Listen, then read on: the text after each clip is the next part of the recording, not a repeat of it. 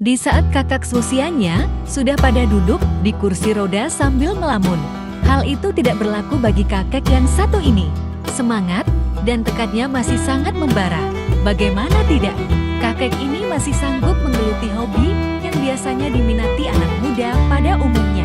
Kakek ini masih sangat bugar ketika hendak melemparkan umpan mancingnya. Dan lemparan umpannya pun masih terbilang longkas untuk orang seusianya. Saat umpannya dimakan oleh ikan, sang kakek dengan gagahnya menyentak joran pancingnya. Sungguh kakek yang sangat luar biasa ya.